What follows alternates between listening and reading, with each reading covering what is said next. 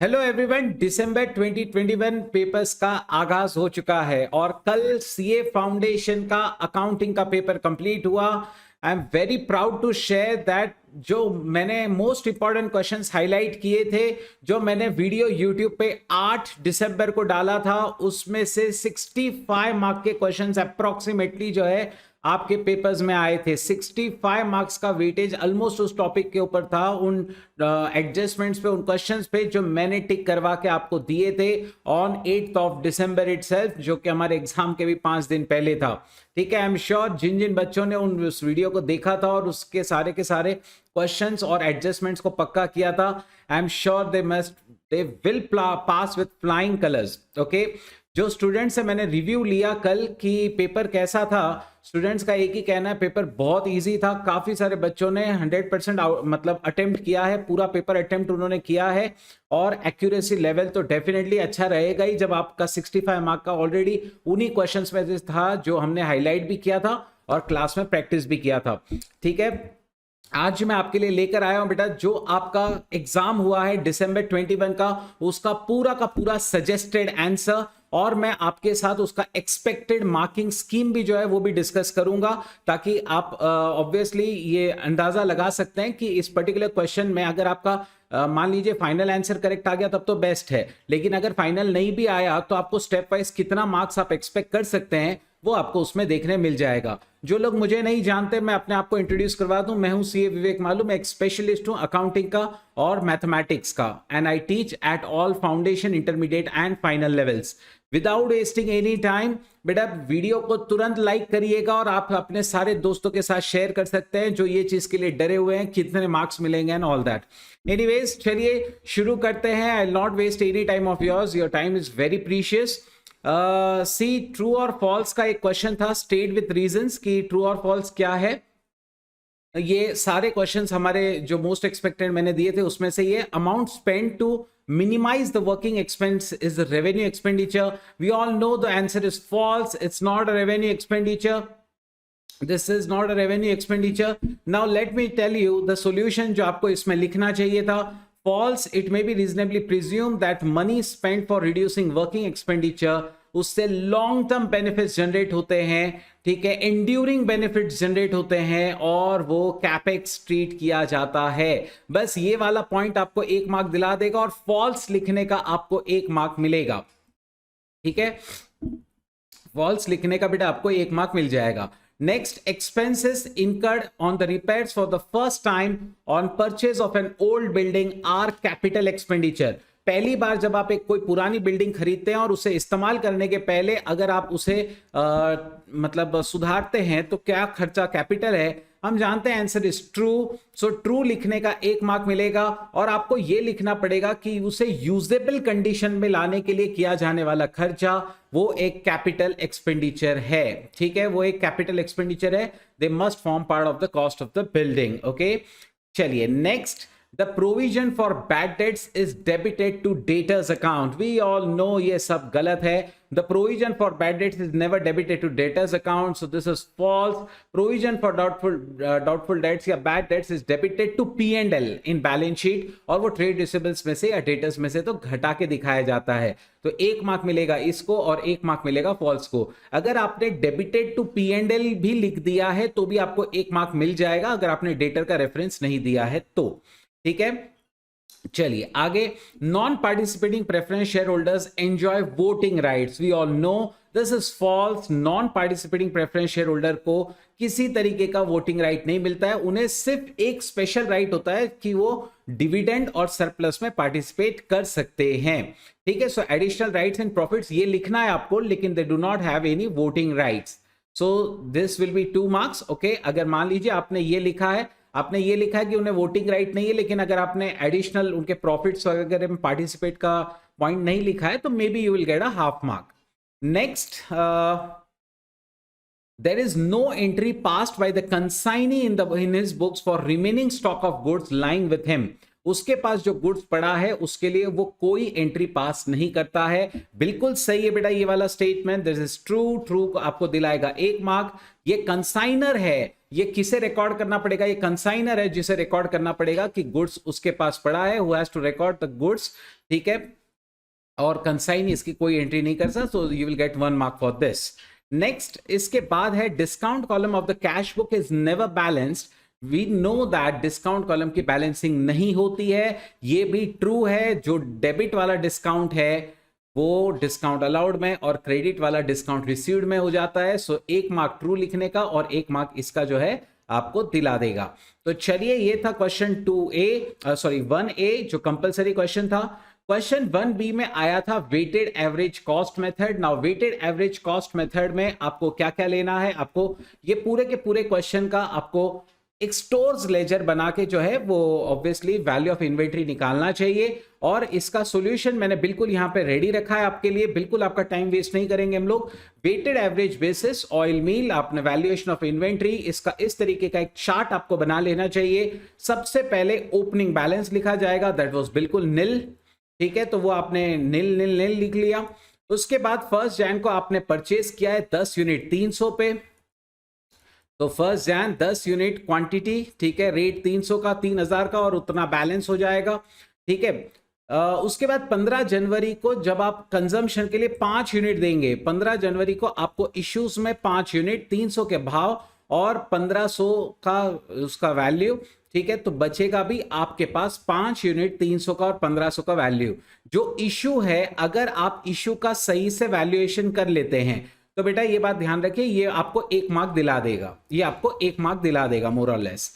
Next इसके बाद अगर आप नेक्स्ट एंट्री करेंगे 1 फरवरी को हमने और 20 यूनिट खरीदा था 400 पे, तो 1 फरवरी को 20 यूनिट खरीदा बेटा 400 के ऊपर, सो 20 into 400 इज 8000। और फिर क्लोजिंग क्या बचेगा, ये सबसे इंपॉर्टेंट पार्ट होता है बेटा कि 5 और 20 ये 25 क्वांटिटी हो जाएगी और 1500 प्लस 8000, ये 1500 में 8000 ऐड करके आपको यहां की टोटल जो है वो मिल जाएगी जो 9500 होती है, जो 9500 होती है। और इससे जो उसका रेट मिलेगा वो ऑब्वियस सी बात है 9500 को 25 से डिवाइड करके आपको 380 मिल जाएगा। सो अगर आपने ये वाला बराबर कर दिया है तो बेटा याद रखिए आपको 2 मार्क यहां पे पक्के हो जाएंगे, क्योंकि ये सबसे इंपॉर्टेंट में से ये रेट निकालना ही सबसे इंपॉर्टेंट है। आप अज्यूम कर सकते हैं, आप एक्सपेक्ट कर सकते हैं कि इसमें 2 मार्क आपके पक्के हो जाएंगे, ठीक है। और फिर जो इश्यूज हुए हैं जैसे 15 तारीख को 10 यूनिट, फिर और 20 तारीख को 10 यूनिट, तो ये इश्यूज में अपन ने लिखा 380 का भाव जो रनिंग रेट है, ठीक है। सो 380 के भाव पे वो इश्यू हुए, 3800 उसका बैलेंस, फिर बचेगा कितना, 15 में से 10 गया, 25 में से 10 गया, बचा 15। वैसे ही 380 का गया हुआ है, 380 का ही बचा हुआ है, so 15 into 380 is going to give you 5700, जो आप 9500 में से निकाल के कर सकते हैं। सिमिलरली वापस 10 यूनिट जो जा रहे हैं सेम वैल्यूएशन पे जाएंगे क्योंकि रेट तो वही है, तो ये भी आपको 1-1 मार्क जो है वो दिलाने वाले हैं। तो इस तरीके से इसका एक टेंटेटिव मार्किंग डिस्ट्रीब्यूशन होने वाला है, ठीक है। देखिए मैंने पूरा कोशिश किया है कि मैं जैसे ICAI मार्क्स अलॉट करता है उसी के लाइंस में जो है आपको मार्किंग स्कीम समझाऊं, ठीक है। बाकी तो it's all up to ICAI, we all know that, ठीक है। ICAI can change the marking scheme but tentative this is going to be the marking scheme. Accrual basis of accounting, आपको 4 terms पूछे थे, पूरा क्वेश्चन आपके text book का जैसे कि जैसा क्वेश्चन था, ठीक है। सो इसका सॉल्यूशन हम देख लेते हैं। Accrual basis, amortisation, contingent asset और कंटीजेंट लायबिलिटी, आपको क्या क्या लिखना था, तो अमोर्टाइजेशन में आप लिखेंगे the method of recording transaction जिससे revenue, cost, asset, liability are reflected in the accounts in the period in which they accrue। उस पीरियड में जब वो अक्रू होता है, अगर आपने इतना पॉइंट लिख दिया तो you get your 1 mark, okay, कि उस पीरियड में इसे रिकॉर्ड करना होता है जिस पीरियड में वो अक्रू करते हैं, यू गेट योर 1 मार्क। उसके बाद आपको पूछा था amortization, so gradual and systematic writing off of an asset or an account over an appropriate period, okay, appropriate period तक आपको systematic तरीके से, gradual तरीके से write off करना, उसे amortization कहते हैं, you get your 1 mark। Next was the contingent asset, an asset the existence, ownership or value of which may be known or determined only on the occurrence or non-occurrence of one or more uncertain future events you get your 1 mark. वैसे मैं आपको suggest करूंगा कि आप, obvious बात है, exact word to word तो नहीं लिखे होंगे, थोड़ा बहुत अगर डिफरेंस रहा और आपने यहां पे ये भी लिखा कि पॉसिबल असेट जो आपके कंट्रोल में नहीं है, तो आपको आपका 1 मार्क मिल जाएगा, ठीक है। So wordings can change, okay.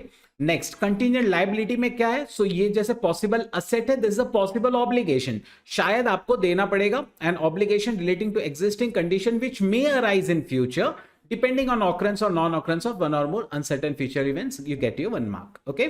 next, अब था क्वेश्चन ट्रायल बैलेंस का। ट्रायल बैलेंस का बहुत इजी सा क्वेश्चन था, ठीक है। मैंने सॉल्यूशन आपके लिए पूरी तरीके से यहां पे टाइप करके रेडी रखा है, आपको बिल्कुल भी टाइम आपका मैं वेस्ट नहीं करूंगा, ठीक है। So trial balance in the books of Shri M as on 31st March 2021, so trial balance as on 31st March 2021, you can have this 4 columns. LF का कॉलम नहीं भी बनाया तो चलता है, कोई बहुत बड़ी बात नहीं है, ठीक है। Capital V all no credit balance, ठीक है। सो कैपिटल क्रेडिट में लिखना, it will get you approx half mark.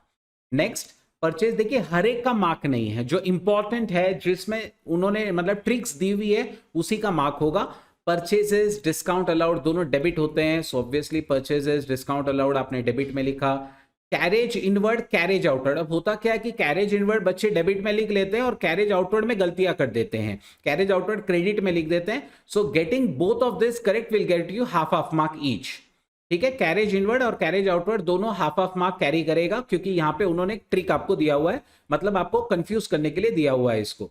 Next, sales 60,000 obviously credit. उसके बाद में था return inward debit, return outward credit, return inward debit और रिटर्न आउटवर्ड क्रेडिट, इन दोनों में मिलके हाफ मार्क आपको पक्का है, ठीक है। रिटर्न आउटवर्ड क्रेडिट में जनरली हाफ मार्क अलॉटेड होता है ऐसे केसेस में। Next, rent and taxes 1200 obviously debit. You have plant and machinery 80,700 debit आ जाएगा, this is going to carry approx half mark. Stock, opening stock आपको दिया है debit, debtors debit, okay. So opening stock debit, debtors debit.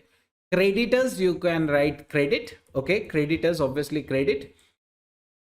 Next, you have investments debit, okay, investments हमेशा debit balance होता है। Commission received is credit, ये आपकी income है। इसके अलावा commission received will get you approx half mark, ठीक है। Next, cash in hand, cash at bank, cash in hand, cash at bank, motorcycle, सबके सब असेट्स हैं, सब डेबिट। एंड लास्ट जो उन्होंने कंफ्यूज करने के लिए दिया था वो था क्लोजिंग स्टॉक 20,500।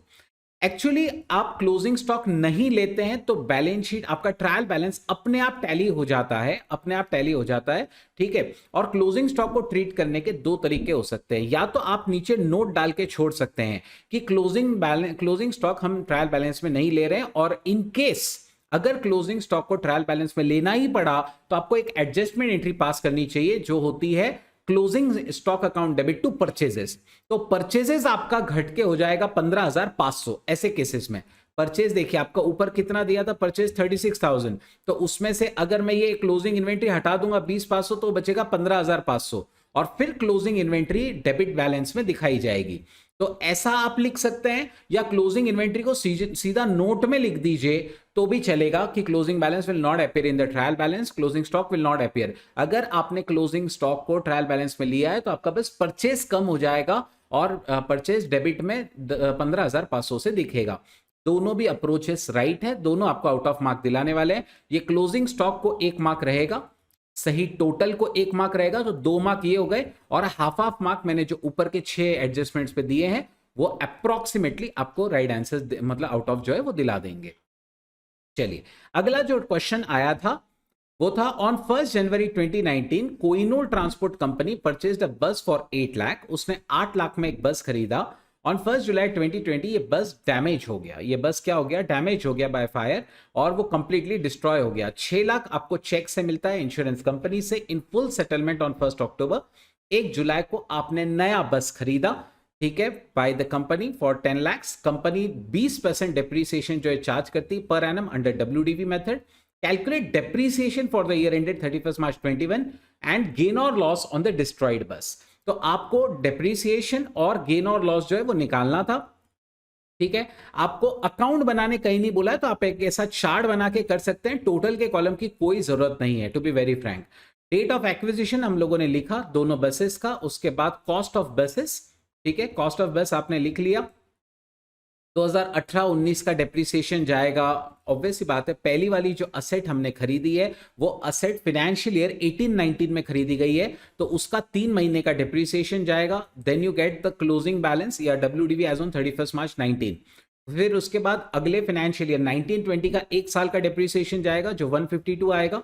क्योंकि डब्ल्यूडीवी मेथड है तो आपको इसका 20% 3 महीने के लिए लेना पड़ेगा, बराबर है। इसका 20% पहले 3 महीने के लिए लेना होगा जो 40,000 आएगा। फिर इसका ऑब्वियस सी बात है, इसमें से सब्ट्रैक्ट किया, यू गेट 760। फिर इसके ऊपर 20% लगाएंगे हम पूरे साल का, दैट गिव्स यू 1,52,000। 20% पूरे साल का, दैट गिव्स यू 1,52,000। और उसके बाद में बेटा आपको क्या करना है, ऑब्वियसली एक नई डब्ल्यूडीवी आपको मिल जाएगी, एक नई डब्ल्यूडीवी आपको मिल जाएगी जो कि ऑब्वियसली इसमें से ये काट के 6,08,000 आती है जो 31 मार्च को होगी। फिर आप डेप्रीसिएशन सिर्फ 3 महीने का घटाएंगे। क्यों 3 महीने का? क्योंकि 1 जुलाई को ही वही डैमेज हो चुकी थी।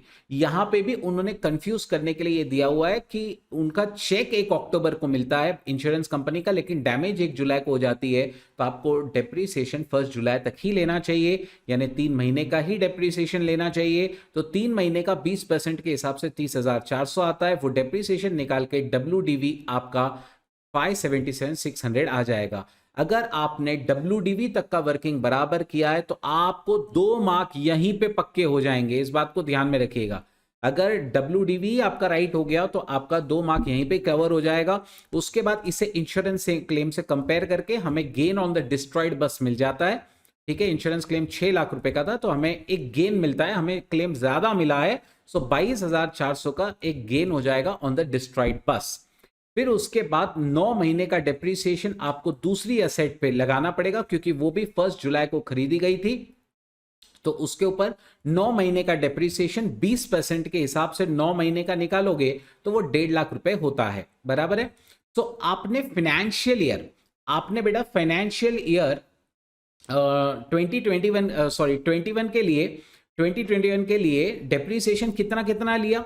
ऑब्वियस बात है, पहले वाले पे 3 महीने का लगा और दूसरे वाले पे 1.5 लाख रुपया लगा। सो 30,000 प्लस 30,400 प्लस 1,50,000, ये 1,80,400 दिला देगा।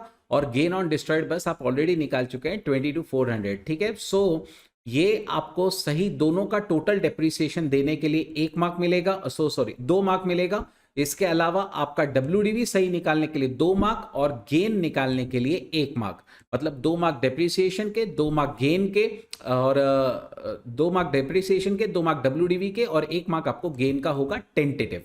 चलिए नेक्स्ट, अब चलते हैं आगे, जिसमें आपको एक एडजस्टेड कैश बुक और बीआरएस दोनों बनाना था। क्या क्या बनाना था? एक एडजस्टेड कैश बुक और बीआरएस दोनों बनाने का था। ये क्वेश्चन 10 मार्क के लिए आया था और इसमें 7 एडजस्टमेंट्स थी। इसका मार्किंग स्कीम बहुत इजी था, ठीक है। अकॉर्डिंग हर एक एडजस्टमेंट को आपको मार्क मिलने वाला है, सीधा हिसाब है। According to the cash book there was a balance of 4,45,000 in the bank. तो अभी उसमें सबसे पहले तो आप ऑब्वियस सी बात है, एडजस्टेड कैश बुक में बैलेंस ब्रॉट डाउन है, बराबर है। सो इधर से स्टार्ट होता है क्वेश्चन, 4,45,000 से स्टार्ट होगा। पहले उसे cheques issued but not presented, okay, तो ये ऑब्वियस बात है, ये पेंडिंग आइटम होता है, बीआरएस में जाता है। अगला वाला भी checks deposited but not cleared, BRS में जाता है। फिर उसे डिविडेंड इनकम मिला, रेंट इनकम मिला, ये ऑब्वियस सी बात है, ये दोनों यहाँ पे एक एक मार्क कैरी करेंगे। ये आपको डेबिट में लिखना है, पैसा आने वाला है, रैदर आ चुका है, so sorry. Next, insurance premium जो है वो 2,700 रुपए कैश बुक में नहीं लिया हुआ है, सो बाय इंश्योरेंस प्रीमियम 2,700, 1 मार्क इसका। पेमेंट साइड का अंडर कास्टिंग हुआ है 500 से, तो ऑब्वियस बात है उसे बढ़ाना पड़ेगा, रैदर मतलब आपको और कास्टिंग करना पड़ेगा। By under casting of cash book या correction of error 500 rupees, this is going to give you again 1 mark, ठीक है। So payment side under casted है, अंडरस्टैंड, सो पेमेंट आपको और बढ़ानी पड़ेंगी, इसलिए आपको क्रेडिट में लिखना है। बैंक चार्जेस भी एंटर नहीं किया हुआ है, तो बैंक चार्जेस आप एंटर कर दीजिए। कैश का बैंक का बैलेंस कम हो जाएगा 150 रुपए, ये आपका क्या कर देगा बेटा, ये आपको 1 मार्क और दिलाएगा। इसके बाद जो बिल्स पेबल और बिल्स रिसीवेबल के एडजस्टमेंट से दोनों 2 मार्क कैरी करेंगे टोटल। बिल्स पेबल 20,000 का था जो हमने भरा लेकिन एंटर नहीं हुआ, मतलब बैंक ने ऑनर कर दिया है, तो ऑब्वियस बात है by bills payable to bank उसका एंट्री होता है। और जो डिस्काउंटिंग हमने किया 6,000 के बिल का 100 रुपए का डिस्काउंटिंग चार्ज था, डिस्काउंट था, यानी हम अपने को बैंक में 5,900 ही मिला होगा। 6,000 का बेटा बिल था वो, और उसे 100 रुपए के कॉस्ट के साथ, यानी ऑब्वियसली 100 माइनस होके डिस्काउंटिंग कट के 5,900 हमें मिला होगा। तो वो अपने को पैसा मिला है, वो भी आपके एडजस्टेड कैश बुक में रिसीट में आएगा।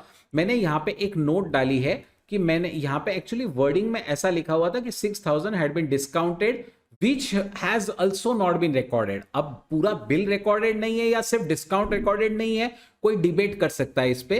तो इसलिए मैंने यहाँ पे अजम्पशन मेरा क्लियरली स्पेसिफाई कर दिया है कि मैं ये अज्यूम कर रहा हूँ पूरा बिल ही रिकॉर्डेड नहीं है। सो 5,900 का वो बिल जो है वो मैंने यहाँ पे ले लिया, 6,000 में से 1,000 गया, मेरे बैंक में 5,900 आ गए। ठीक है, डिस्काउंट का मैं यहाँ पे नहीं लिखने वाला। नेक्स्ट, तो वो भी 1 मार्क कैरी करेगा। ठीक है, तो सारी एडजस्टमेंट्स आप देख सकते हैं, एक मार्क कैरी कर रहे हैं, और फिर सही क्लोजिंग बैलेंस निकालने का 1 मार्क और। तो ये यहाँ पे ही आपके 8 मार्क हो जाते हैं, और बीआरएस के बचे 2 marks. Balance as per adjusted cash book आप जो ऊपर आ रहा है 491,550, balance as per adjusted cash book जो बेटा 491,550 आ रहा है, उसमें आप cheques issued but not presented, जो 2 पेंडिंग एडजस्टमेंट्स है हमारी, cheques issued but not presented 60,000, वो आपको ऐड करना होगा। ठीक है, वो अपन ऐड करेंगे टू गेट, और जो cheques deposited but not cleared है वो कम करना पड़ता है to arrive at the balance as per passbook, वो आने वाला है 496,050। तो इसमें चेक्स इश्यूड का आपको 1 मार्क मिल जाएगा, और बैलेंस एज पर पासबुक का आपको 1 मार्क दे देगा। तो इस तरीके से 10 मार्क का डिस्ट्रीब्यूशन है टेंटेटिव। ओके, चलिए नेक्स्ट क्वेश्चन की तरफ चलते हैं। आई एम श्योर आप लोगों को पूरे जो आंसर्स हैं वो समझ में आ रहे हैं कि इसका आंसर किस तरीके से आने वाला है। तो 496,050 उसका फाइनल आंसर है। नेक्स्ट, अब बात करेंगे बेटा नेक्स्ट क्वेश्चन की। सो क्वेश्चन नंबर 3A जो था वो एक्चुअली एक बिल्स ऑफ एक्सचेंज वाला क्वेश्चन था, बहुत इजी क्वेश्चन था। ठीक है, लेकिन एक्चुअली इसमें है ना स्टूडेंट्स लोगों ने बहुत मतलब चांसेस है कि इसमें बिल्स फॉर कलेक्शन में है ना गड़बड़ी की होगी। ठीक है, क्योंकि उन्होंने कलेक्शन की बार बार बातें की थी, तो कई सारे स्टूडेंट्स ने इसमें गलतियां की होगी। तो ये थोड़ा सा समझना हमारे लिए जरूरी होगा। सबसे पहले 12 मई को अपन ने माल बेचा, बी टू सेल्स 36,470, 1 मार्क। उसके बाद 2 बिल्स सामने वाले ने एक्सेप्ट किए, बिल उसी डेट पे BR number 1 16,470, BR number 2 20,000, 2B 36,470, 2B 36,470, ये उसका आंसर आ जाएगा। फिर 5 जून को हमने कलेक्शन के लिए भेजा, तो 5 जून को हम एक एंट्री पास करेंगे, bill sent for collection account debit to BR number 1 BR number 2। आप दोनों को अगर क्लब करके सिर्फ बिल रिसीवेबल में भी डाल देते हैं तो भी आंसर आपको बराबर ही मिलेगा। ये सारी एंट्रीज को बेटा है ना एक मार्क है। ठीक है, ये सारी एंट्रीज को आप देख सकते हैं, इसको 1 मार्क है, इसको भी 1 मार्क है, और इस एंट्री को भी 1 मार्क है। उसके बाद 15 जून को क्या हुआ बेटा, ये डेट्स निकालने के लिए भी मतलब ये बात ध्यान में रखिएगा, डेट्स को भी है ना अप्रोक्सीमेट वेटेज है यहाँ पे। Bank account debit to bill sent for collection, क्योंकि बैंक को मतलब बैंक जो है हम लोगों ने बिल जो है वो कलेक्शन के लिए भेजा था, और वो बिल ऑनर हो जाता है, पहला वाला बिल जो है वो ऑनर हो जाता है, तो उसकी मैच्योरिटी डेट है 15 जून। तो मैच्योरिटी निकालना इक्वल वेटेज रखेगा, याद रखिएगा। Bank account debit to bill sent for collection 16,470, 16,470। ठीक है, तो ये पहला वाला बिल कलेक्ट हो जाता है। मान लीजिए अगर आपने डेट में गड़बड़ी की तो भी आपका हाफ मार्क कट हो जाएगा, इतना आप समझ के चलिएगा। Bank account debit to bill sent for collection. उसके बाद में नेक्स्ट वाला बिल ड्यू डेट पे ऑनर नहीं हो पाया, और बैंक ने 20 रुपया नोटिंग का भरा। ठीक है ना, अब इसकी ड्यू डेट क्या आएगी, यहां पे आपको समझ जाना चाहिए कि 15 अगस्त आ रही थी, 15 अगस्त एक इंडिपेंडेंस डे, इसके लिए आपको 14 अगस्त लेना पड़ेगा, तो ये भी अपने आप में एक मार्क कैरी करेगा। और इसके अलावा आप एंट्री पास करेंगे, डिसऑनर हो चुका है हमारा, बी से फिर से लेना निकलेगा, B account debit to bill sent for collection to bank account, क्योंकि बैंक आपका नोटिंग चार्ज काटेगा। ये एंट्री को रिस्पेक्टिव वेटेज है 1 मार्क का। ठीक है, ऐसा भी किया जा सकता है बाय ICAI कि ऊपर की जो पहली एंट्री थी B2 सेल्स, उसका मार्क हटा के इस एंट्री को 2 मार्क अलॉट कर दिए जाए, दैट इज ऑल्सो पॉसिबल। ठीक है, नेक्स्ट इसके बाद 16 अगस्त को, देखिए 14 अगस्त को वो डिसऑनर हुआ क्योंकि 15 अगस्त के एक दिन पहले आपको लेना था। 16 अगस्त को इट वाज एग्रीड कि वो इमीडिएटली 8020 कैश देगा और एक नया बिल 12480 का देगा जिसमें इंटरेस्ट भी इंक्लूडेड है, लेकिन इंटरेस्ट का अमाउंट आपको नहीं दिया हुआ था, तो आपको वो निकालना पड़ेगा। Cash account debit, bill receivable number 3, cash आपको 8020 मिली, एक नया बिल आया 12480 का, ठीक है, टू बी अकाउंट 20020 रुपए, ठीक है। बी को कितना क्रेडिट मिलेगा? 20020 रुपए, और इसमें जो बैलेंसिंग फिगर होता है वो इंटरेस्ट का होता है, ठीक है। बी के पूरे 20020 जो आपने उसे डेबिट किए थे नोटिंग के टाइम पे, मतलब डिसऑनर के टाइम पे, वो पूरे यहाँ पे रिवर्स हो जाएंगे और उसका डिफरेंशियल इंटरेस्ट में चला जाएगा। आप इस एंट्री को दो में स्प्लिट भी कर सकते हैं इंटरेस्ट को अलग चार्ज करने की। इसको इंटरेस्ट का वर्किंग भी किया जा सकता है कि भाई हमें टोटल जो है कैश 8020 मिली, बिल इतने का मिला, तो टोटल अपने को इतना रुपया मिला 20500, उसमें से अमाउंट रिसीवेबल था 20020 रुपए, तो इंटरेस्ट जो हुआ वो हुआ 480 रुपए का। ये टोटल एंट्री 2 मार्क कैरी करेगी, जिसमें इंटरेस्ट का वर्किंग, डेट और ये सब चीज के ऊपर रिस्पेक्टिव वेटेज होगा, ठीक है। ये 2 मार्क कैरी करेगी। नेक्स्ट, इसके बाद में ये भी बिल हमने कलेक्शन के लिए भेज दिया उसी डेट पे, A immediately send the new bill for collection, तो उसका एंट्री हो जाएगा bill send for collection to BR number 3, obviously same date. और फिर 1 अक्टूबर को वो रिबेट में चला जाता है। 1 अक्टूबर को बी हमारे पास आता है और रिटायर करना चाहता है एक्सेप्टेंस, तो 1 अक्टूबर को बिल तो बैंक के पास पड़ा है, तो आपको बिल सेंड फॉर कलेक्शन को क्रेडिट करना होगा, बैंक में पैसे आ जाएंगे आपके और रिबेट अकाउंट डेबिट होगा, क्योंकि 12480 का बिल और वो सिर्फ 12240 दे रहा है, यानी 240 रुपए का रिबेट है, डिस्काउंटिंग है। इसका वर्किंग आप यहाँ पे नोट्स में, नरेशन में भी दे सकते हैं, ठीक है। सो ये भी आपका रिस्पेक्टिव 1 मार्क कैरी करेगा। तो आप देख सकते हैं सारी एडजस्टमेंट्स को मोर और लेस 1-1 मार्क थे, सिर्फ वो नोटिंग और वगैरह इनको 2 मार्क्स थे, ठीक है। एक हाथ मार्क इधर उधर एडजस्ट किया जा सकता है, that's not a very big deal. इसमें मतलब आप समझ सकते हैं कि ये जो रिबेट वाला पार्ट है इसको एक 2 मार्क मिल जाएगा, क्यों? क्योंकि इसमें रिबेट का भी कंप्यूटेशन आ जाता है, जैसे पहले इंटरेस्ट आता है वैसे इसमें रिबेट भी आ जाता है। चलिए अब आगे चलेंगे।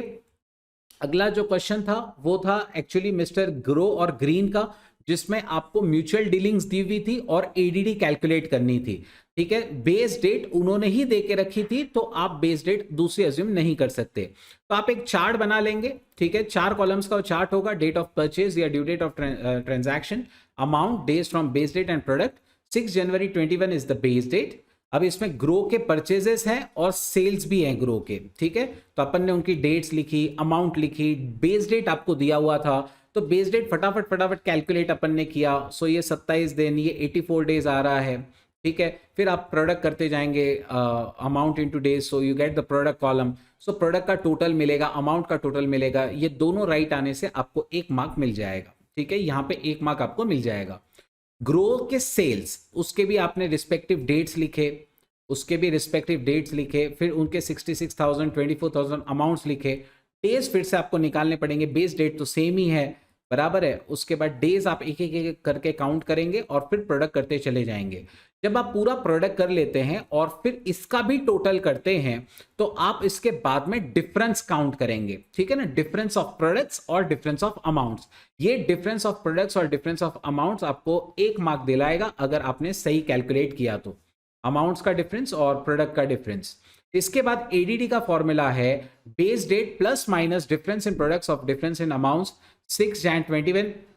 देखिए यहाँ पे कुछ स्टूडेंट्स सोचते हैं कि सर हमारा अगर फाइनल आंसर रॉन्ग आ गया और सिर्फ अगर हमारा फॉर्मूला राइट है तो क्या हमें मार्क मिलेगा? तो देखिए कई बार ऐसा होता है, हमने देखा है पास्ट एग्जाम्स में भी, कि आईसीएआई डायरेक्ट फाइनल आंसर को 2 मार्क अलॉट कर देता है, ठीक है। मैंने भी यहाँ पे यही सजेस्ट किया है कि फाइनल आंसर अगर आपका राइट है तो 2 मार्क मिल जाएगा, अगर फाइनल आंसर रॉन्ग है तो कुछ भी नहीं मिलने वाला, ठीक है।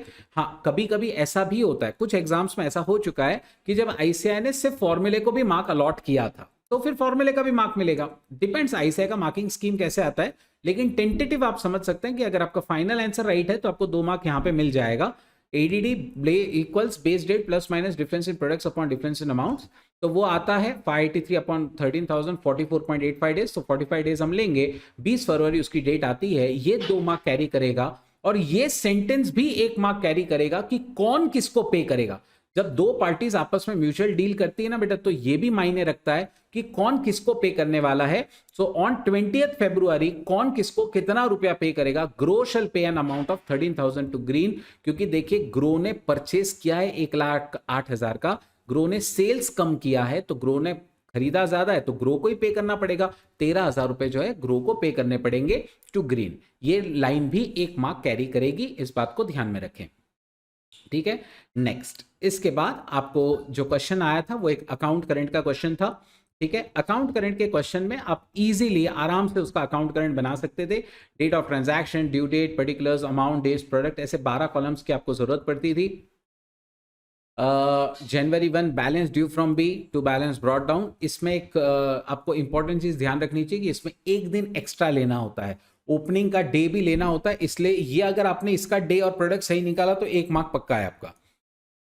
उसके बाद बाकियों का पोस्टिंग किया, सोल्ड गुड्स टू बी तो टू सेल्स, उसके बाद बी रिटर्न गुड्स तो बाय सेल्स रिटर्न, ठीक है, अपन ने बेचा था वो रिटर्न आ गया, फिर B paid by cheque by bank, फिर उसके बाद बी ने बिल एक्सेप्ट किया तो अपने लिए तो बी आर है वो, ठीक है ना, बी आर है, और 14 फरवरी को 1 महीने का, तो ऑब्वियस बात है 3 दिन ग्रेस के, 17 ये 300 उसका अमाउंट, ये आपने सही निकाला तो इसका आपको 1 मार्क मिल जाएगा।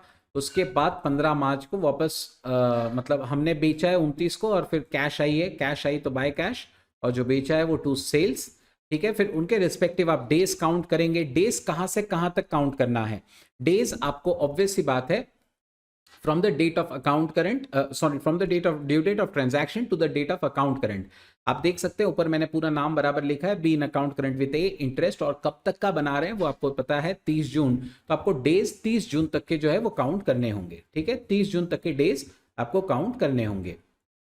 तो उसके बाद में सब रिस्पेक्टिव प्रोडक्ट कॉलम्स फिल करने होंगे, और वो फिल करने के बाद आप देख सकते हैं कि डेबिट में प्रोडक्ट का टोटल ज्यादा आ रहा था, क्रेडिट में प्रोडक्ट का टोटल कम था, तो आपको इसका बैलेंसिंग करना होगा। ये सही बैलेंसिंग आपको 1 मार्क दिला देगी।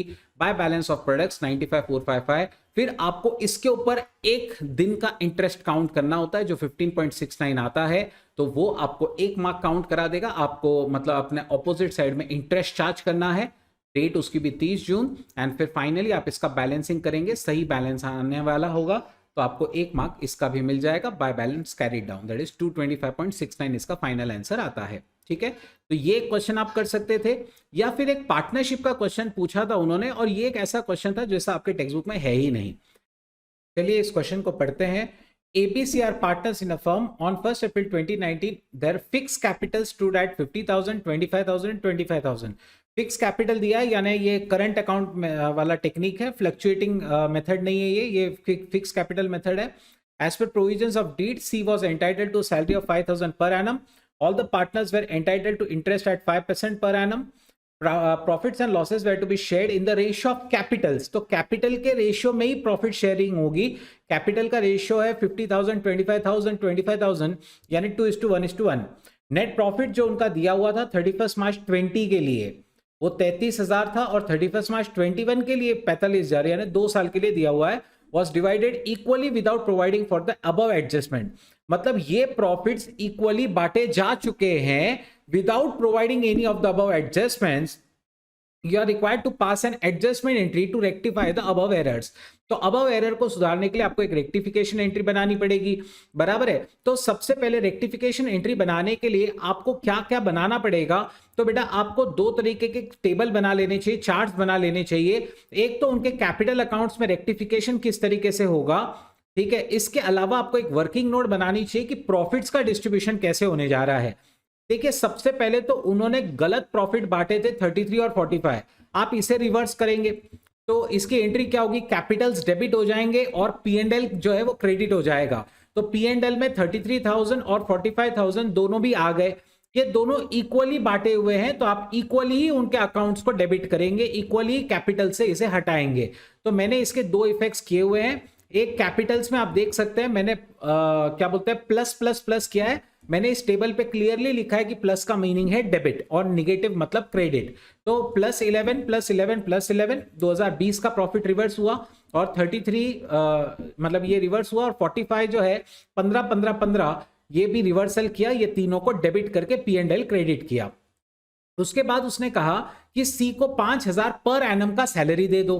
अब ये 1 साल की नहीं देनी है, 2 साल की देनी है, क्योंकि ये 2-2 साल का क्वेश्चन है। अंडरस्टैंड, 2 साल के प्रॉफिट्स थे तो 2 साल का सैलरी आपको देना पड़ेगा, यानी सी को टोटल 10,000 का सैलरी मिलेगा। सी विल बी क्रेडिटेड और हमारे प्रॉफिट्स भी कम हो जाएंगे। तो हमारे प्रॉफिट्स भी कम हो गए, प्रॉफिट के चार्ट में भी मैंने उसे घटा दिया और सी में भी मैंने क्या कर दिया, क्रेडिट कर दिया।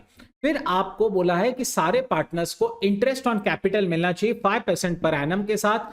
तो फिर 5% पर एनम, 1 साल का 5%, हमें 2 साल का देना है 10%, कर लो डायरेक्ट कैलकुलेट। सो इसका 10% 5,000, 2,500, 2,500, ये तीनों पार्टनर्स को क्रेडिट होंगे और हमारे P&L जो होगा वो डेबिट होने वाला है, प्रॉफिट्स कम होंगे। तो मैंने तीनों पार्टनर्स को क्रेडिट किया, माइनस माइनस माइनस, और ऑब्वियसली बात है मेरे प्रॉफिट्स में से भी मैंने उसे घटा दिया। ये देने के बाद मेरे पास कितने प्रॉफिट्स बचे डिस्ट्रीब्यूशन के लिए, दैट वाज 58,000। ठीक है, और इसके बाद में इसका डिस्ट्रीब्यूशन कैसे करना है, उसने कहा है कि जो भी प्रॉफिट लॉस बचेगा वो in the ratio of capitals ही देना है। कैपिटल का रेशियो 2:1:1 है। तो ये जो 58,000 है ये 2:1:1 में हमने स्प्लिट किया, तो 29,000, 14,500 और 14,500 ऑब्वियसली ये पार्टनर्स कैपिटल में क्रेडिट हो जाते हैं। सो 29, 14,500, 14,500 मैंने क्रेडिट किया, और जब आप इन सब को नेट ऑफ करते हैं तो आप देखेंगे कि ए में 8,000 निगेटिव आ रहा है, यानी 8,000 ए को क्रेडिट होगा, बी का 9,000 पॉजिटिव आ रहा है यानी 9,000 डेबिट होगा, और सी में 1,000 जो है वो निगेटिव आ रहा है यानी 1,000 क्रेडिट होगा। ठीक है, तो इसकी नेट एंट्री हमारी क्या बन गई, बी जो है वो डेबिट हुआ 9,000 से। ठीक है, B current account debit. Now why not capital account, क्योंकि एक फिक्स कैपिटल का मेथड है, तो सारी एडजस्टमेंट्स आपको ऑब्वियसली करंट अकाउंट में पास करनी चाहिए। So B current account debit 9,000 to A current account to C current account 8,000 and 1,000। This is the above adjustment entry, इस तरीके से निकाली जाएगी। और इसका अगर मार्किंग आप देखने जाओगे तो इसमें आप जब पहले प्रॉफिट्स का रिवर्सल करेंगे कैपिटल में, यहां 1 मार्क मिलेगा आपको। इंटरेस्ट ऑन कैपिटल जब आप इसमें करेंगे, इसमें टेंटेटिव आपको 1 मार्क मिलेगा। एडजस्टमेंट एंट्री का बेटा आपको 1 मार्क मिलेगा। इसके अलावा ये जो टेबल हमने बनाया है वहां आपको 1 मार्क मिलेगा। और प्रॉफिट्स कैलकुलेट करना सारे डिस्ट्रीब्यूशन के बाद कि भाई 58,000 का प्रॉफिट था, उसका आपको टेंटेटिव 1 मार्क मिलेगा। तो इस तरीके से 5 मार्क का डिस्ट्रीब्यूशन जो है वो किया जाएगा। ठीक है, एक बात याद रखना, अगर तुम्हारा ये फाइनल आंसर राइट आ गया ना बेटा, तो तुमको आउट ऑफ ऐसे ही मिल जाएगा, थोड़ा वर्किंग तुम्हारा इधर उधर रहा तो भी, तो कोई चिंता नहीं है ना। चलो आगे चलेंगे। Income and expenditure account for above of the women club for year ended on 31st December 2021 दिया हुआ है। आपको पूरा इनकम एक्सपेंस दिया हुआ था, आपको सब्सक्रिप्शन की कुछ एडजस्टमेंट्स दी थी, आपको सैलरीज के बारे में बताया गया था, जनरल एक्सपेंसेस कुछ प्रीपेड, ठीक है, फ्री और लीज ऑफ ग्राउंड, ऑडिट फी, ऐसे बहुत सारी एडजस्टमेंट्स दी थी। और उसने रिसीट एंड पेमेंट और आपको क्या पूछा था, बैलेंस शीट पूछा था। रिसीट एंड पेमेंट और बैलेंस शीट आपको पूछा था। ये क्वेश्चन आपके स्टडी मटेरियल का ही क्वेश्चन है, और आपको अगर अच्छे से ध्यान में होगा, हमने मोस्ट इंपॉर्टेंट क्वेश्चंस में भी इसे टिक कराया हुआ था। ठीक है, पूरा 10 मार्क का question, same to same question आपके टेक्स्ट बुक्स में भी है, सिर्फ एक जीरो का फर्क है। वहां पे अगर 10,000 है तो यहां आपको क्वेश्चन में 1 लाख दिया हुआ है, बस उतना ही फर्क है और कुछ भी फर्क नहीं है। ठीक है, तो चलिए, पूरा टेक्स्ट बुक का क्वेश्चन था आपका। फटाफट इसमें एडजस्टमेंट्स में क्या क्या होगा बेटा, सबसे पहली एडजस्टमेंट ऑब्वियसली सब्सक्रिप्शन की आपको करनी चाहिए। रिसीट एंड पेमेंट में आपको 4 चीजें दी हुई है, 2 ऐड होगा, 2 लेस होगा। इसके अलावा सब्सक्रिप्शन ये 75,000 इनकम में दिया हुआ है, तो इसमें आपको कुछ ऐड करना है, कुछ लेस करना है। ओपनिंग क्लोजिंग बैलेंस शीट्स आपको बनानी होंगी। ये देखिए, मैंने रिसीट एंड पेमेंट अकाउंट यहां बना रखा है आपके लिए, बराबर है। ओपनिंग क्लोजिंग बैलेंस शीट्स मैंने दोनों बना रखी है, closing balance sheet and opening balance sheet. ठीक है, अब कौन कौन सी चीज के इफेक्ट्स कहां जा रहे हैं। सब्सक्रिप्शन इनकम आप सीधा सीधा ऑब्वियस सी बात है यहां पे रिसीट में लिखे, इसमें ही सब अपन ऐड लेस करेंगे। जो आपको एडवांस में मिला है, जो आउटस्टैंडिंग मिला है, देखिए आउटस्टैंडिंग एट एंड ऑफ 2020, पिछले साल का जो आउटस्टैंडिंग है वो इस साल मिला होगा, तो 6,000 ऐड हो गया। इस साल जो आपको एडवांस मिला है 2700 नेक्स्ट ईयर के लिए, वो भी ऐड हुआ, और बाकी के जो दोनों इफेक्ट है ये लेस होने वाले हैं। सो 45 और 75 लेस हो गए। ठीक है, अब इसके अलावा जो outstanding at beginning of year है, 2020 is beginning and 2021 is ending, so advance at beginning और outstanding at beginning opening balance sheet में भी आ गए। ठीक है ना, सो ओपनिंग बैलेंस शीट में भी बेटा वो आ गए, advance at beginning and outstanding at beginning. उसके अलावा क्लोजिंग बैलेंस शीट में भी वो आ गए, बराबर है, क्लोजिंग बैलेंस शीट में भी बेटा वो आ गए, एडवांस और आउटस्टैंडिंग। तो ये सब पूरा का पूरा सब्सक्रिप्शन अगर बराबर निकाल लेते हैं आप, तो आपके 2 मार्क इधर कंफर्म है। ठीक है, आपके 2 मार्क बेटा सब्सक्रिप्शन के कंफर्म हो जाएंगे अगर आपने सब्सक्रिप्शन सब जगह पे सही किया तो। Salaries outstanding at beginning and at end of 2021 were 4,000 and 4,500. Outstanding at beginning और outstanding at end आपको दिया हुआ है। सैलरी एक पेमेंट है तो पेमेंट में जाएगा बाय सैलरी, उसमें आप ऑब्वियस सी बात है पिछले साल का आउटस्टैंडिंग इस साल भरे होंगे तो 4,000 हमने ऐड किया और 4,500 हमने लेस करके 47 बाहर। और ऑब्वियस सी बात है इसके ओपनिंग बैलेंस शीट में और क्लोजिंग बैलेंस शीट में आउटस्टैंडिंग सैलरी 4,500 और 44,000 जो है आने वाला है ओपनिंग और क्लोजिंग बैलेंस शीट्स में।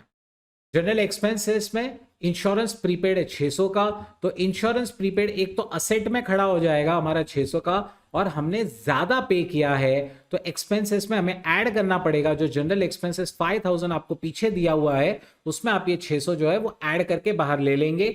ठीक है, ये जो जनरल एक्सपेंसेस है इससे ज्यादा हमने पे किया, ये तो एक्सपेंडिचर दिया है, ये अक्रूवल के हिसाब से हमने तो ज्यादा पे किया है तो इसमें 600 ऐड किया, 5600 बाहर हो जाएगा। ठीक है, सो 5600 बेटा बाहर हो जाएगा।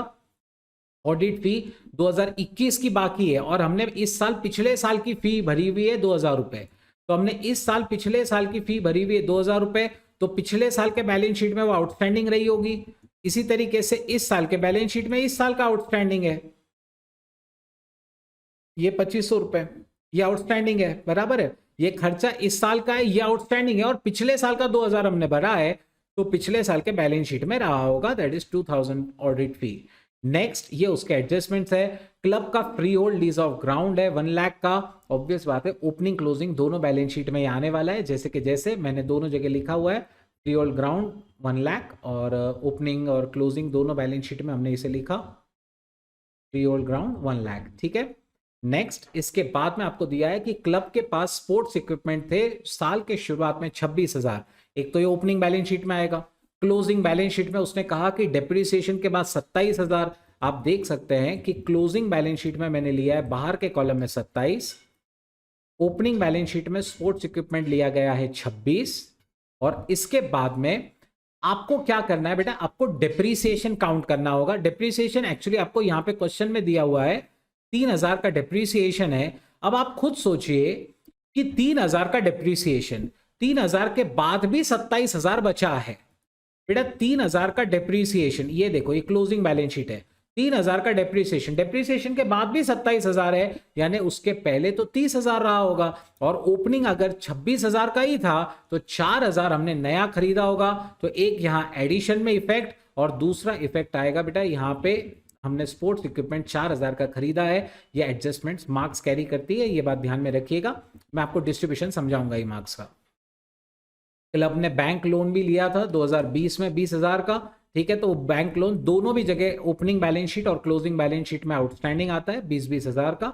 उसका एक्चुअली जो इंटरेस्ट वाला पार्ट है ना वो हमारे पेमेंट में है, उसका इंटरेस्ट वाला जो पार्ट था बेटा वो हमारे पेमेंट में है, तो कोई चिंता वाली बात नहीं है। ठीक है, उसका इंटरेस्ट एंड बैंक चार्जेस 1,500 है तो वो हमारे पेमेंट में एनी विचेस आया हुआ ही है, तो अक्रूवल या आउटस्टैंडिंग की कोई जरूरत नहीं रहती। ठीक है, और लास्ट क्लोजिंग कैश दिया हुआ है 31 दिसंबर 21 का कैश दिया हुआ है 16,000 रुपए, यानी बैलेंस कैरिड डाउन दिया हुआ है 16,000 रुपए, ऑब्वियस बात है ये यहाँ पे भी लिया। ठीक है, इसके बाद आपको क्या करना है बेटा, क्लोजिंग कैश दिए, ओपनिंग कैश नहीं दिए, तो आप सबसे पहले रिसीट एंड पेमेंट को बैलेंस करेंगे। रिसीट एंड पेमेंट को बैलेंस करने के बाद आपको ओपनिंग कैश मिल जाएगी। अच्छा, मैंने सारी एडजस्टमेंट्स की लेकिन पेंडिंग आइटम बाकी है ना, तो ओपनिंग कैश निकालने के पहले आपको यह क्या करना पड़ेगा, जो जो आइटम बाकी है जैसे इंट्रेंस फीस इनकम में ले लो, बराबर है, या कैपिटल फंड में ले लो। अब ऑब्वियस सी बात है उन्होंने ऑलरेडी इनकम में लिया हुआ है, हम तो रिसीट में लेने वाले, इतने पैसे मिले हुए अपने को, तो रिसीट में अपन ने ले लिया to entrance fees, to contribution to annual dinner, to annual sports meet receipts. ठीक है, तो ये सब चीजें अपनी रिसीट में आ गई, जो जो इनकम है वो रिसीट में, जो जो खर्चे अभी तक अपन ने नहीं लिए जैसे secretary honorarium, stationery, dinner expense, interest, ये सब पेमेंट में आपको ले लेना चाहिए। ठीक है, और इसके बाद में आप ओपनिंग बैलेंस निकालेंगे जो 13,900 आएगा। ये आ जाने के बाद में आपको क्या करना है, इसे ओपनिंग बैलेंस शीट में डालना होगा।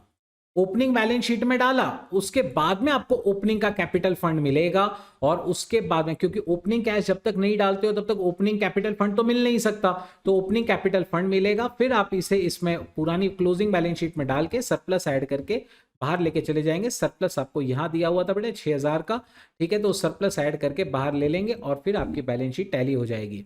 आपकी क्लोजिंग बैलेंस शीट 151,100 के साथ टैली होती है। क्लोजिंग कैपिटल फंड 121,400 आता है, ओपनिंग कैपिटल फंड 115,400 आता है, ओपनिंग कैश 13,900 आती है। अगर आपने इतने इफेक्ट सब सही किए तो आपको पूरे मार्क मिलेंगे, थोड़ा आपने इधर उधर भी प्रेजेंटेशन किया है तो भी। अगर टेंटेटिव अगर आपकी कुछ मिस्टेक्स हुई है तो जितना राइट है उतना मार्क मिलेगा ही। मैं आपको समझा देता हूं। ओपनिंग कैपिटल अगर ओपनिंग कैश आपने सही निकाला तो आपको 1 मार्क मिलेगा। सैलरी के सही एडजस्टमेंट पे 1 मार्क टेंटेटिव। जनरल एक्सपेंस वाली एक इंपॉर्टेंट एडजस्टमेंट थी, उसका 1 मार्क आपको मिल जाएगा मोर और लेस। इसके अलावा स्पोर्ट्स इक्विपमेंट में हमने कितना नया खरीदा ये निकालने का 1 मार्क आपको होगा, ठीक है, तो ये सब चीजें इंपॉर्टेंट थी। इसके अलावा अगर वो सब हो गया आपका, ऑडिट फी आउटस्टैंडिंग बैलेंस शीट में लेने का 1/2 मार्क। उसके अलावा डेप्रीसिएशन वगैरह का स्पोर्ट्स इक्विपमेंट जो 26,000 27,000 बाहर आता है उसका 1/2 मार्क यहाँ पे। और अगर आपका कैपिटल फंड भी सही से आता है तो उसका 1/2 मार्क, और टोटल का भी बेटा आपको 1/2 मार्क मोर और लेस। ऐसे उस बैलेंस शीट के 2 मार्क, रिसीट एंड पेमेंट के ऊपर के 6 मार्क और ओपनिंग बैलेंस शीट के भी टेंटेटिव 2 मार्क जो है वो आपको अलॉट होंगे। और 2 मार्क अगर सीधा कैपिटल फंड ही आपका राइट आ गया तो पूरा 2 मिलेगा। कैपिटल फंड राइट नहीं आया तो हम आपको सही बताऊं तो आपको कुछ नहीं मिलेगा उसमें, ठीक है, तो ये 2 मार्क आपके पूरे ही चले जाएंगे, ठीक है। सो टेंटेटिव इस तरीके का होता है क्योंकि आईसीआई के कई बार पास्ट एग्जाम के आंसर्स में ऐसा देखा गया है, पास्ट उनका जो ये आता है कि किसको कितना मार्क अलॉट करना है, वो सीधा एक ही बोलते हैं फाइनल आंसर राइट तो पूरा राइट है, नहीं तो फिर आपको वो 2 मार्क वगैरह जो भी उसको अलॉटेड हो पूरा काटना पड़ेगा, ठीक है। So this how it works out. Next obviously the utmost जो आखिर में तो what is being said by ICAI that is going to be full and final, okay। so हम लोग जो यहाँ पे मैं जो आपको वर्किंग बता रहा हूँ, मैं जो आपको ये बता रहा हूँ ये एक टेंटेटिव है on the basis of past experience, okay. चलिए, plus we are all humans, we are all subject to errors, we all know that. A and B are partners sharing and profits and losses in the ratio 3/4 1/4 as on 31st March। following is the balance sheet of A and B। उसकी balance sheet आपको दी हुई थी, balance sheet के साथ साथ में admission का बेटा एक क्वेश्चन था और सिर्फ आपको रिवैल्यूएशन और पार्टनर्स कैपिटल बनाना था, ठीक है। इसमें भी आपको सी का करंट अकाउंट बीच में ओपन करने को बोला गया, यानी वो फ्लक्चुएटिंग से फिक्स में चले गए थे, ठीक है, फ्लक्चुएटिंग से फिक्स में चले गए थे। पहले फ्लक्चुएटिंग क्यों था? क्योंकि पहले बैलेंस शीट में कैपिटल ही था, करंट तो कहीं था ही नहीं, ठीक है ना। तो बाद में उन्होंने करंट जो है वो ओपन किया है जब उन्होंने सी को एडमिट किया है। तो चलिए देखते हैं, जब आप कैपिटल बनाएंगे तो कैपिटल में सबसे पहले ओपनिंग बैलेंस लिखा जाएगा, ठीक है। ओपनिंग बैलेंस लिखा अपन ने 285 155। हम सब जानते हैं कि रिजर्व्स को बगैर बोले बांटा जाएगा 3/4 और 1/4 में, तो रिजर्व डिस्ट्रीब्यूशन का आपको मार्क मिलेगा, ठीक है। रिजर्व 45,000 15,000 3/4 1/4 में बांटा गया, उसका 1 मार्क आपको जो है वो मिलने वाला है, ठीक है। फिर उसके बाद में आपको बोला गया है कि गुडविल का वैल्यूएशन 2 लाख रुपए, तो गुडविल का एक चार्ट आपको बनाना पड़ेगा। हम सब जानते हैं गुडविल का एक चार्ट लगेगा, लेकिन गुडविल के चार्ट के लिए आपको नए रेशो की जरूरत पड़ती है। गुडविल के चार्ट के लिए आपको एक नए रेशो की जरूरत पड़ती है। वो न्यू रेशो का कैलकुलेशन भी आपको 1 मार्क दिलाएगा, क्योंकि क्वेश्चन में न्यू रेशो दिया ही नहीं था। C pays 1,40,000 for his capital for 1/5 share in profits, और कहीं पे न्यू रेशो नहीं दिया था, ओल्ड रेशो वॉज 3/4 1/4 और वो 1/5 लेके गया, तो सीधा उनका न्यू रेशो हो जाएगा 3:1:1। You write this, you get your 1 mark, okay.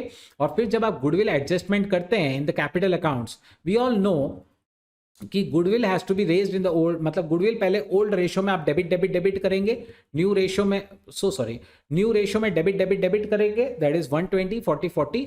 Old ratio में आप क्रेडिट करेंगे, निगेटिव 150 50, और नेट आ रहा है कि भाई सी को जो है वो डेबिट होगा 40 से, ए और बी को क्रेडिट होने वाला है 30 और 10 से, ठीक है। अच्छा, अब अपन ने ये यहाँ पे पढ़ा कि गुडविल 2 लाख वैल्यूएशन करना है, C is unable to bring cash for his share of goodwill, लेकिन इट वाज डिसाइडेड कि उसका जो गुडविल का क्रेडिट है will be given to A and B for their sacrifice in favour of C through C's current account. मतलब उसका journal entry क्या बनेगा? C current account debit to A capital to B capital, okay, to A capital to B capital.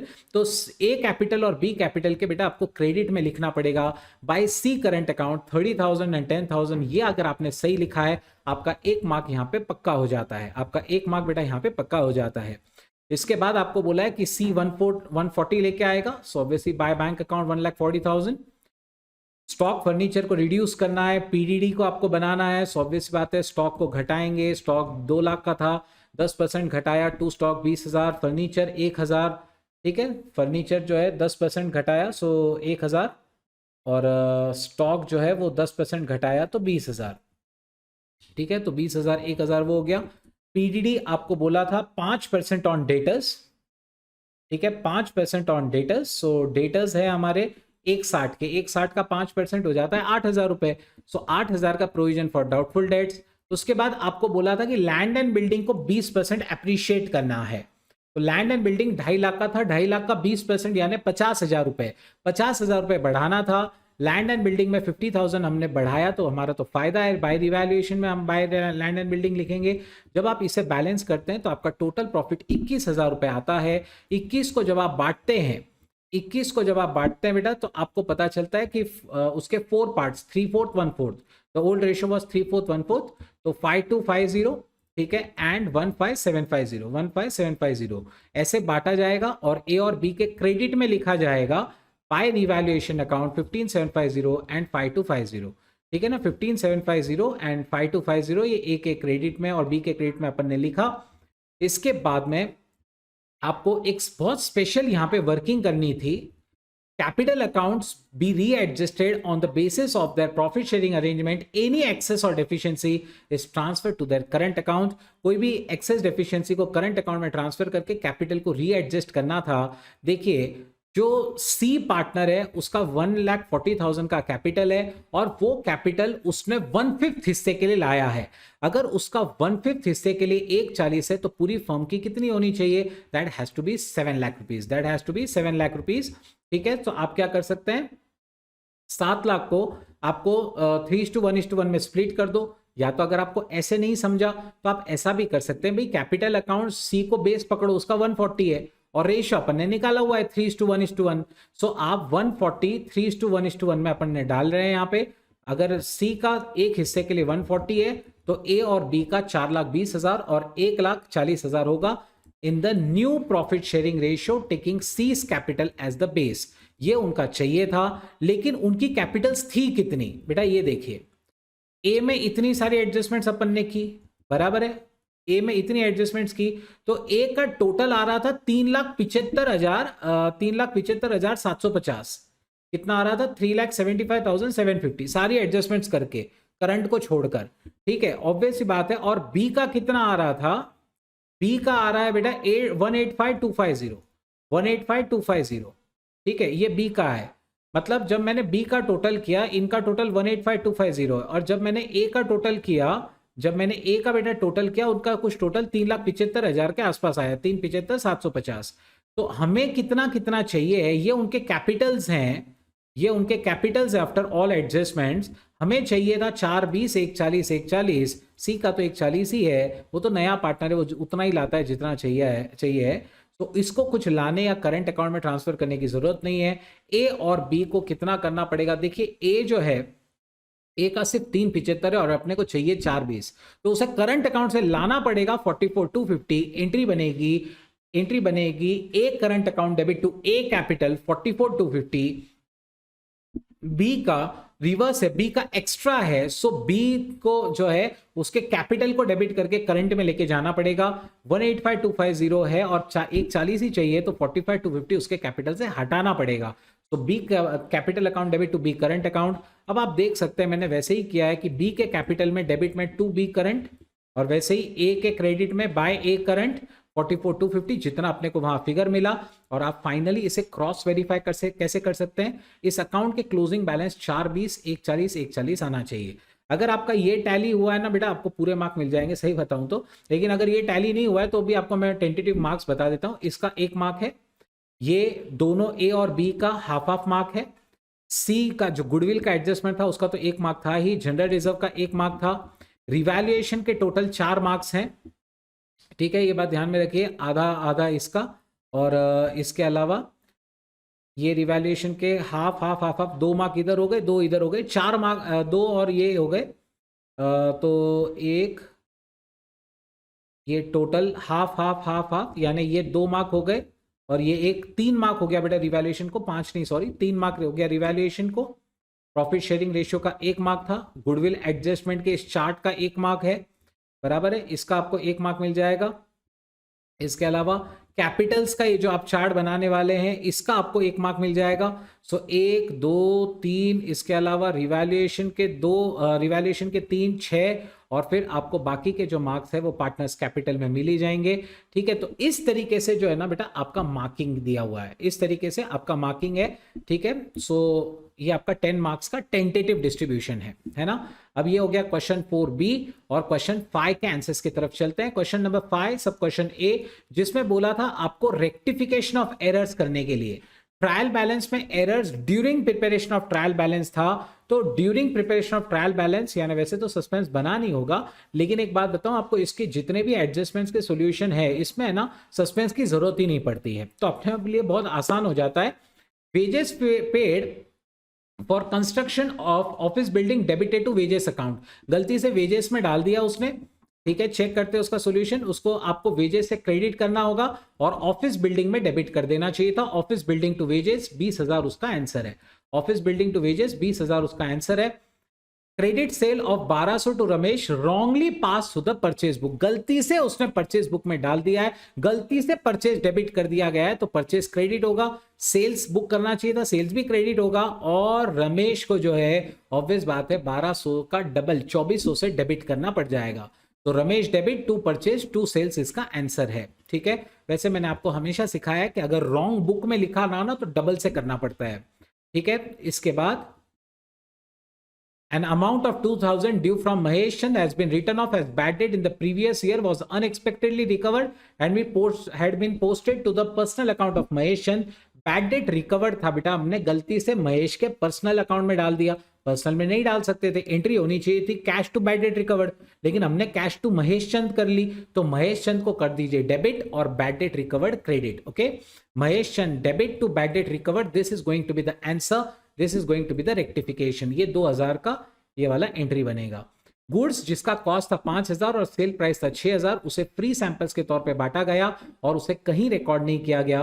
तो obvious सी बात है आप इसे free samples के तौर पे बांट रहे हैं, तो इसका एंट्री होना है। एडवर्टाइजमेंट के लिए हमने किया था advertisement account debit to purchases.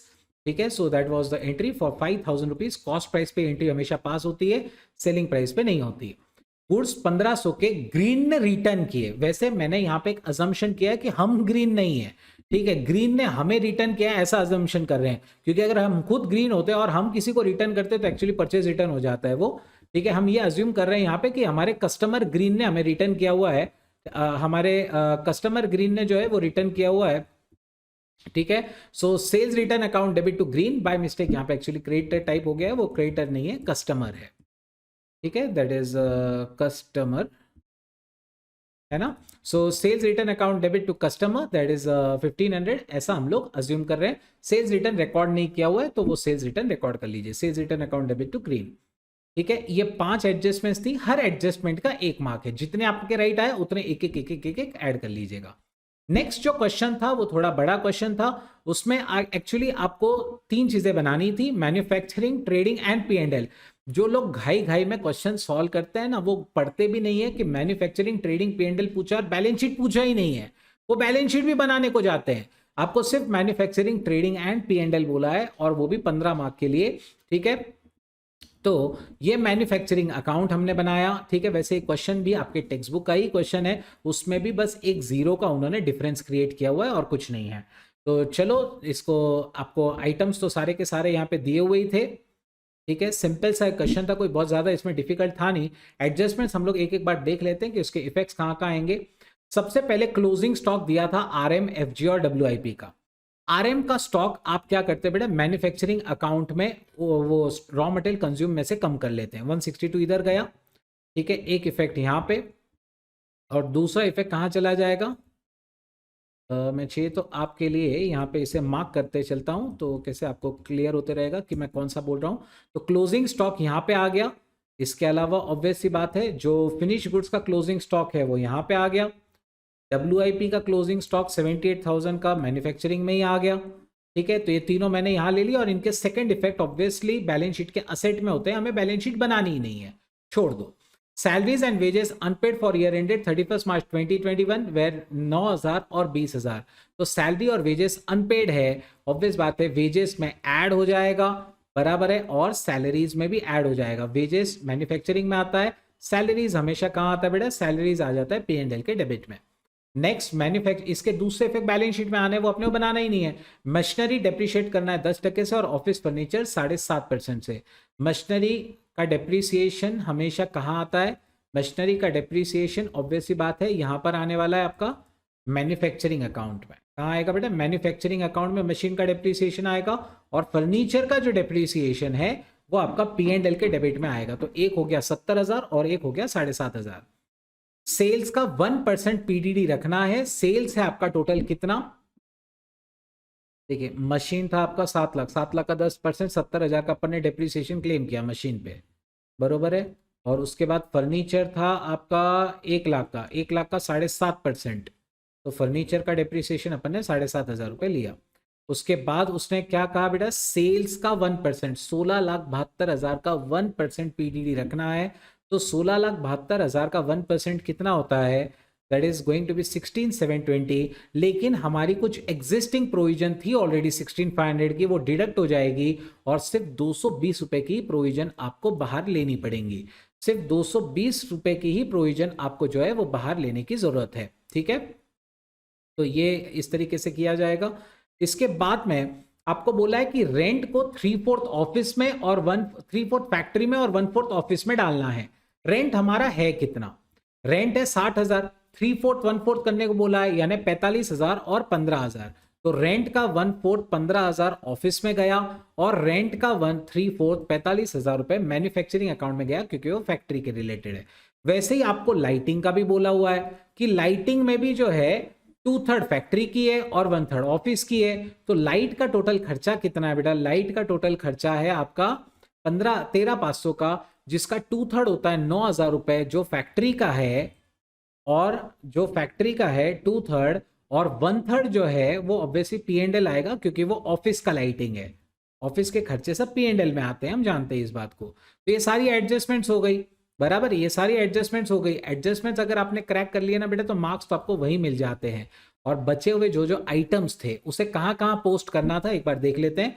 जैसे ओपनिंग स्टॉक इन तीनों के, RM का और WIP का ओपनिंग स्टॉक तो यही आता है, ये देखो RM का ओपनिंग स्टॉक और WIP का ओपनिंग स्टॉक। इसके बाद में आपका फिनिश गुड्स का जो ओपनिंग स्टॉक है वो ट्रेडिंग में चला जाएगा, ठीक है ना बेटा। फिनिश गुड्स का जो ओपनिंग स्टॉक है वो ट्रेडिंग में चला जाएगा 155। डेटर बैलेंस शीट का आइटम, कैरेज जो है 15,000 रुपए का कैरेज ऑन परचेज है, तो ये तो मतलब रॉ मटेरियल परचेज करते हैं अपन, बाकी गुड्स तो अपन खुद बना रहे हैं, तो ये भी यहाँ पे आ जाएगा मैन्युफैक्चरिंग में, ठीक है। नेक्स्ट इसके बाद BR असेट आइटम है, वेजेस सैलरीज ये सब हो चुका है। 1,30 और 1 लाख आप देख सकते हैं, वेजेस अपन ने यहाँ लिया था 1,30 बराबर है, और सैलरीज P&L का आइटम 1 लाख। इसके बाद टेलीफोन एंड पोस्टेज P&L का item, repair to office furniture P&L का आइटम, ये सब P&L के आइटम्स है। इसके बाद cash at bank, office furniture asset items है। रिपेयर्स टू प्लांट, बेटा प्लांट यानी जहां फैक्ट्री जहां काम होता है, तो रिपेयर्स टू प्लांट मैन्युफैक्चरिंग का आइटम है, तो उसे मैन्युफैक्चरिंग है में खर्चे में डाल दीजिए। इसके अलावा परचेजेस अपन ने 8.5 लाख रुपए, ऑब्वियसली बात है रॉ मटेरियल का परचेज किया होगा, तो रॉ मटेरियल कंज्यूम में अपने को वर्किंग में लेना पड़ता है इसको, ठीक है। तो ये सब चीज़ें हो जाएंगी। बाकी प्लांट एंड मशीन तो लेना ही नहीं अपने को, असेट है वो। Rent, lighting, general expenses obviously P&L वाला आइटम है, जनरल एक्सपेंसेस P&L में अपन ने डाल दिए, ठीक है। इसके बाद आपको क्या क्या दिया हुआ था, creditors, asset item, bills payable asset item, sale of scrap. Sale of scrap manufacturing का आइटम है बेटा। सेल ऑफ स्क्रैप जो होता है मैन्युफैक्चरिंग का आइटम होता है ये, ठीक है। हमने NRV पे अपन नॉर्मली इसे कम करते हैं। कमीशन रिसीव्ड P&L में इनकम में ले लीजिए, ठीक है। P&L में इनकम में अपन ने ले लिया। PDD अपन कर चुके, कैपिटल ये सब लेने की जरूरत नहीं है, बैंक ओवरड्राफ्ट लेने की जरूरत नहीं है, और सेल्स जो है वो आपको ट्रेडिंग के क्रेडिट में लेना पड़ेगा, तो ट्रेडिंग के क्रेडिट में सेल्स भी हमने ले लिया, बराबर है।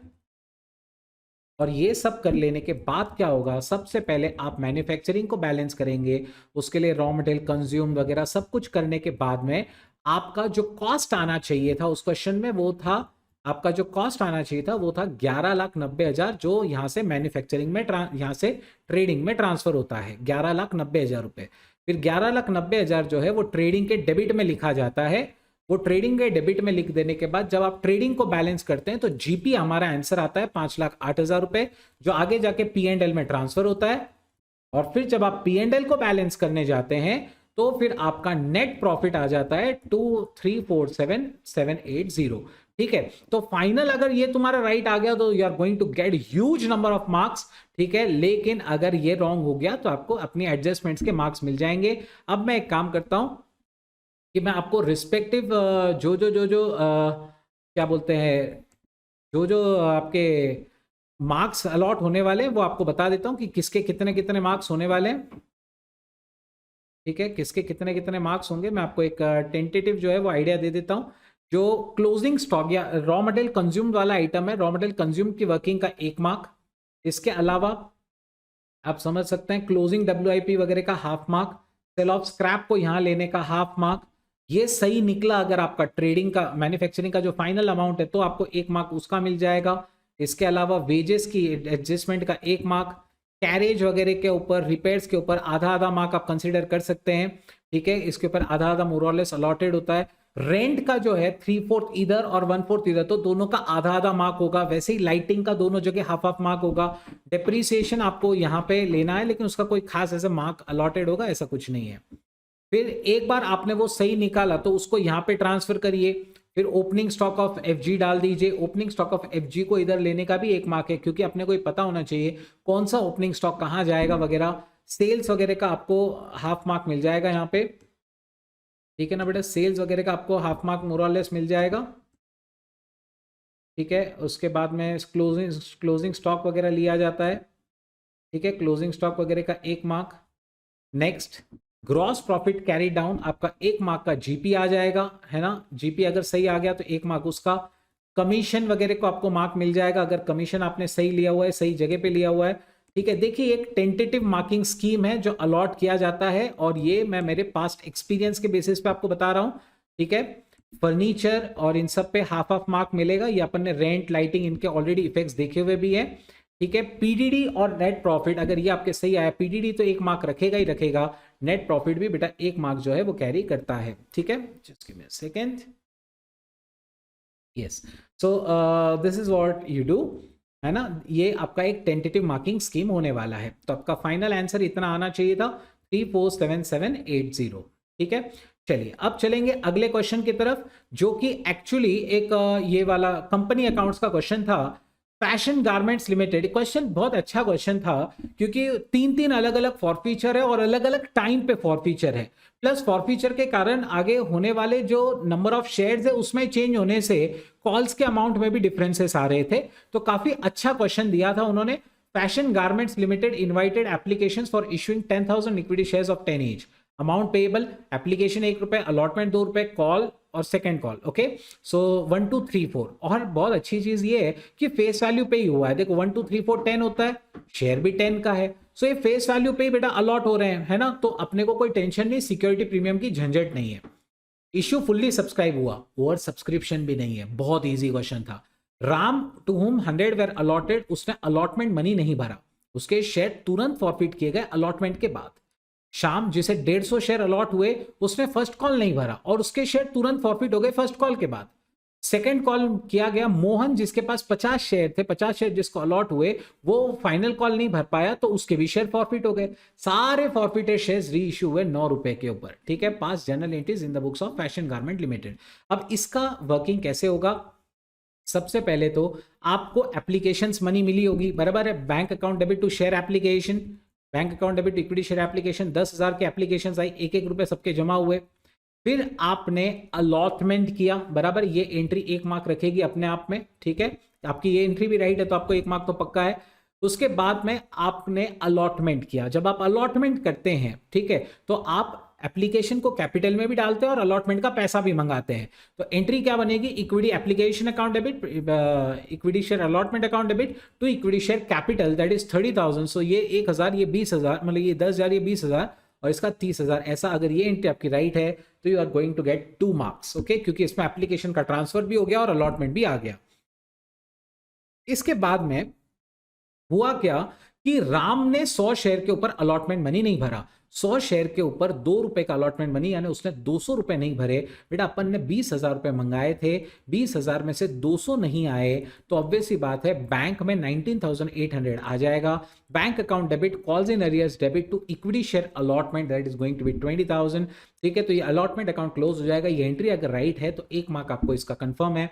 इसके अलावा इस एंट्री ऑब्वियस सी बात है, फिर ये जो कॉल्स इन अरियर्स है इसको कैंसिल किया जाएगा क्योंकि हम उसके शेयर फॉरफिट कर रहे हैं। जब आप शेयर फॉरफिट करते हैं तो एंट्री हमेशा होगी bank account debit, equity capital debit, calls in arrears credit और forfeited shares credit. Equity capital किससे डेबिट होता है? वो फेस वैल्यू से डेबिट नहीं होता है, वो फेस वैल्यू का कॉल्ड अप पोर्शन जो होता है उससे डेबिट होता है। तो हमने 300 रुपए ही मंगाए थे अभी तक, बराबर है। हमने राम से कितने मंगाए थे? 100 रुपए एप्लीकेशन के और 200 रुपए अलॉटमेंट के, तो अपन ने टोटल 300 ही उससे मंगाए अभी तक। So equity capital account debit 300 to calls in arrears, उसने जो नहीं दिया वो 200 और जितना उसने दे दिया है 100 रुपए फॉरफिटेड शेयर्स को क्रेडिट। ठीक है, सिमिलरली अब हम लोग फर्स्ट कॉल करेंगे। जब हम फर्स्ट कॉल करते हैं तो क्या बोलते हैं, अब अपन राम के तो फॉरफिट कर चुके, तो राम से तो फर्स्ट कॉल होगा नहीं, मतलब फर्स्ट कॉल 10,000 शेयर पे नहीं लेना है, 9,900 शेयर्स पे लेना है। उसका एंट्री बनेगा equity share first call account debit to share capital, that is 9,900 into 3। ठीक है, सो वो हो जाएगा 29,700। और फिर जब पैसा आपको मिलेगा, तो पैसा शाम ने भी नहीं दिया, तो 9,900 पे मंगाया, उसमें से 150 पे नहीं मिला, यानी 9,750 पे ही आपको पैसा मिला होगा। Bank account debit 9,750 into 3 rupees, check कर लीजिए, 9,750 मल्टीप्लाई बाय 3, 29,250 होता है, उतना अपने को मिला। बैंक में कॉल्स इन एरियर्स में 150 पे 3 रुपए जो उसने नहीं भरे शाम ने, तो 450 यहां गया टू इक्विटी फर्स्ट कॉल, ये पे क्लोज कर दिया अपन ने, दैट इज 29,700। और फिर आपको क्या होगा बेटा, आपको इसके भी शेयर फॉरफिट करने हैं। ऑब्वियस बात है, फॉरफीचर के टाइम जितना इससे मंगाया है, अब शाम से कितना कितना मंगाया, एप्लीकेशन, अलॉटमेंट और कॉल 6 रुपए मंगाए हैं, तो शाम के टाइम पे इक्विटी कैपिटल डेबिट होगा 6 रुपए से पर शेयर, यानी 150 इंटू 6, 900 रुपए से debit to calls in arrears to forfeited shares. 6 में से 3 वो भर चुका है, 3 नहीं भरा है, तो आधा आधा कॉल्स इन अरियर्स में और आधा फॉरफिटेड शेयर्स में। चलो अब फाइनल कॉल करेंगे। उसके बाद फाइनल कॉल हमने किया, अब फाइनल कॉल ना राम के शेयर पे होगा ना शाम के, मतलब 250 शेयर पे फाइनल कॉल नहीं होगा। तो फाइनल कॉल कितने शेयर पे होगा बेटा? फाइनल कॉल ऑब्वियस सी बात है 9,750 शेयर्स पे होगा। Equity share final call to equity share capital, that is 9,750 shares into 4 rupees, that is 39,000।